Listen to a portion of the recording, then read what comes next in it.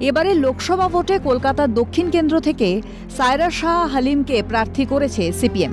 বৃহস্পতিবার মনোনয়নপত্র জমা দেন কলকাতার দক্ষিণ লোকসভা কেন্দ্রে বামফ্রন্ট মনোনীত সিপিএম প্রার্থী সায়রা শাহ হালিম।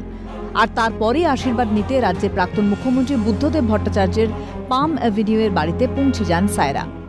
জানা গিয়েছে, গত কয়েক বছর ধরেই শারীরিক অসুস্থতার কারণে ঘরবন্দি রাজ্যের প্রাক্তন মুখ্যমন্ত্রী। বর্তমানে চিকিৎসকদের পর্যবেক্ষণে রয়েছেন বুদ্ধবাবু। খুব বেশি চলাফেরার সক্ষমতা নেই, বয়স ৮০-র ঘর ছুঁয়েছে।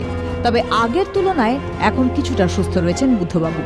এর আগে সংবাদ মাধ্যমের মুখোমুখি হয়ে দুর্নীতির ইস্যুতে তৃণমূলকে একহাত নেন কলকাতার দক্ষিণ কেন্দ্রে বামফ্রন্ট মনোনীত সিপিএম প্রার্থী।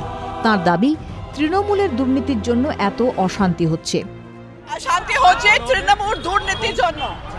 ওকে তৃণমূল মমতা ব্যানার্জিকে জিজ্ঞাসা করতে এতগুলো ভায়োলেন্স কি রকম হলো, কি রকম হচ্ছে, একটু জিজ্ঞাসা করতে হবে। এই লড়াই প্রত্যেক সন্দেশখালীর মা বোনের জন্য লড়াই।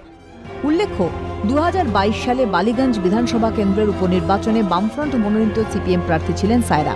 তবে সেবার তিনি তৃণমূল প্রার্থী বাবুল সুপ্রিয়র কাছে পরাস্ত হন। রেশমি দাসের রিপোর্ট, ক্যালকাটা নিউজ।